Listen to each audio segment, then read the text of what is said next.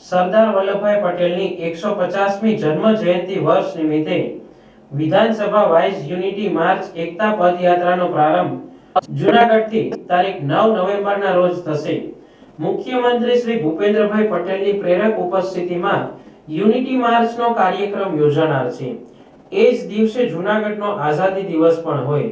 આ કાર્યક્રમ આરજી હુકુમતના સંસ્મરણો સાથે સર્વ સમાજની સહભાગિતા સાથે જૂનાગઢનું ગૌરવ બનશે।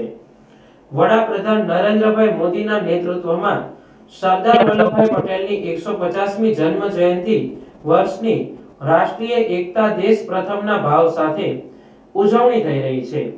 ગુજરાતના સપૂત અને અખંડ ભારતના શિલ્પી સરદાર વલ્લભભાઈ પટેલની 150મી જન્મ જયંતિની ઉજવણી જનભાગીદારી સાથે અને રાષ્ટ્રીય એકતાના સંકલ્પ સાથે ગુજરાત સરકાર કરી રહી છે। મુખ્યમંત્રી ભૂપેન્દ્રભાઈ પટેલના માર્ગદર્શનમાં સમગ્ર ગુજરાતની બધી જ વિધાનસભા વિસ્તારમાં યુનિટી માર્ચનું આયોજન કરવામાં આવ્યું છે। જૂનાગઢ માટે ગૌરવની વાત એ છે કે 9મી નવેમ્બર જૂનાગઢનો મુક્તિ દિન છે। જૂનાગઢની આઝાદી માટે સરદાર વલ્લભભાઈ પટેલનું મહત્વનું યોગદાન છે। એકતા પદયાત્રાનો પ્રારંભ જૂનાગઢથી કરવાનું રાજ્ય સરકારે આયોજન કર્યું છે। આ કાર્યક્રમમાં મુખ્યમંત્રી સહિતના મહાનુભાવો, મંત્રીશ્રીઓ તેમજ સર્વ સમાજ સંસ્થાઓ અને મોટી સંખ્યામાં યુવાનો જોડાવાના છે। આ કાર્યક્રમના આયોજન અને તૈયારી સંદર્ભે જૂનાગઢના પ્રભારી તેમજ સામાજિક ન્યાય અને અધિકારીતા વિભાગના કેબિનેટ મંત્રી ડોક્ટર પ્રદ્યુમન વાજાના અધ્યક્ષસ્થાને અધિકારીઓ અને પદાધિકારીઓની બેઠક મળી હતી। જૂનાગઢ કલેક્ટર કચેરીમાં મંત્રીશ્રીએ બેઠકમાં 9મી નવેમ્બરના કાર્યક્રમમાં જૂનાગઢના માર્ગ ઉપર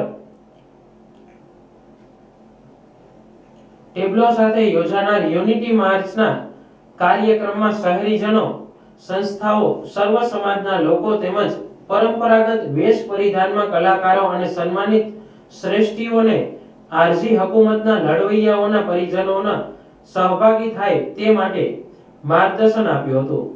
આ કાર્યક્રમમાં સૌ જોડાય અને જરૂરી તૈયારીઓ થાય તે માટે કરવામાં આવી રહેલી કામગીરી અંગે મંત્રીશ્રીએ હર્ષની લાગણી વ્યક્ત કરી હતી।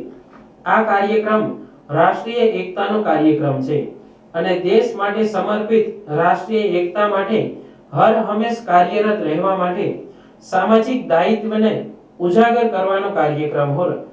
શહેરીજનો મોટી સંખ્યામાં જોડાય અને આ કાર્યક્રમ માણે તે માટે માર્ગદર્શન આપ્યું હતું। મંત્રીશ્રીએ તારીખ 8 નવેમ્બરના રાત્રિના સાંસ્કૃતિક કાર્યક્રમ માટે પણ જરૂરી માર્ગદર્શન આપ્યું હતું। કલેક્ટર અનિલ કુમાર રાણાવસિયાએ જિલ્લા તંત્રએ રાજ્ય સરકારના સંબંધિત વિભાગોના સંકલનમાં કરવામાં આવી રહેલી તૈયારી અંગે સૂચિત આયોજન જણાવ્યું હતું। આ એકતા પદયાત્રા બાઉદીન કોલેજથી મોતીબાગ, સરદારબાગ સહિતના વિવિધ માર્ગો પર થઈને અંદાજે 8 કિલોમીટરની રહેશે। માર્ગો સુશોભન, રસ્તામાં બંને સાઈડ અભિવાદન માટે વિવિધ ગ્રુપના પ્લેટફોર્મ, સાંસ્કૃતિક કાર્યક્રમ, પોલીસ બેન્ડ, ઘોડેસવાર પોલીસ, વિવિધ ટેબ્લો સહિત ગરિમામય અને રાષ્ટ્રીય પ્રેમ, રાષ્ટ્રીય એકતા સાથેના માહોલમાં આ કાર્યક્રમ યોજાશે। ઉપરકોટ, સરદાર ચોક, બાઉદીન કોલેજ, સ્વદેશી મેળો સ્થળ તેમજ સરદાર વનરૂપે વૃક્ષારોપણ સહિત વિવિધ સ્થળોને સૂચિત કાર્યક્રમનું આયોજન થઈ રહ્યું છે।